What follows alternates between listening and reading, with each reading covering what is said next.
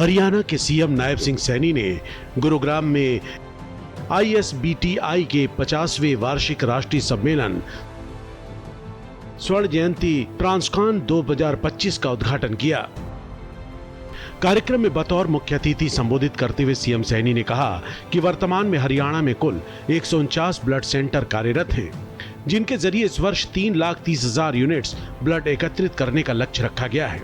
CM Saini ने कहा कि निर्धारित लक्ष्यों के तहत अब तक 2,22,433 यूनिट ब्लड एकत्रित किए जा चुके हैं। सीएम सैनी ने कहा कि हरियाणा सैनिकों, किसानों और युवाओं की भूमि है, जो कि हमारे लिए गर्व की बात है।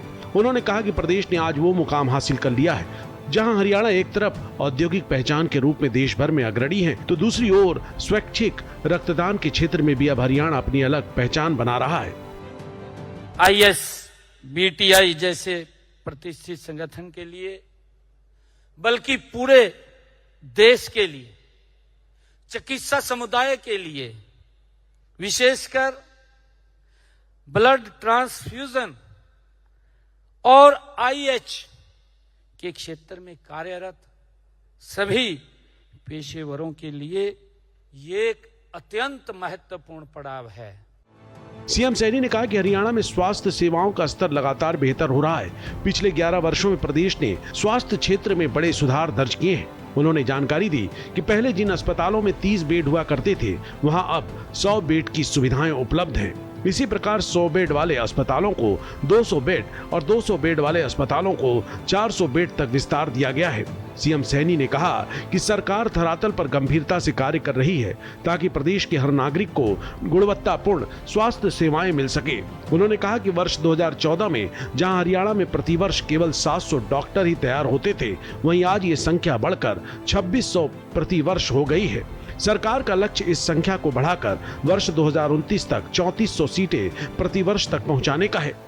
1983 में 10वां जो ट्रांसकॉन रोहतक में और 2011 में 36वां ट्रांसकॉन पंचकुला में आयोजित किया गया था।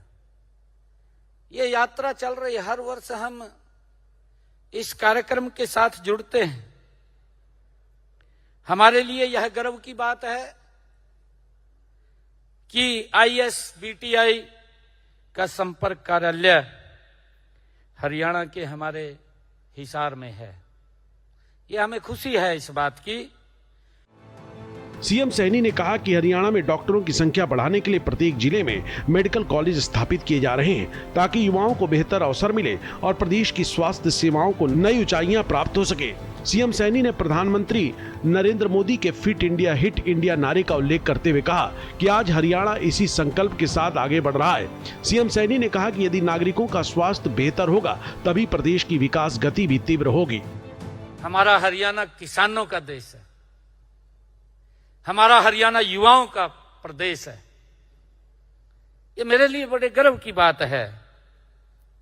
और आज हरियाणा की उस यात्रा ने एक अपनी अलग पहचान इसमें से निकल करके और बनाई है।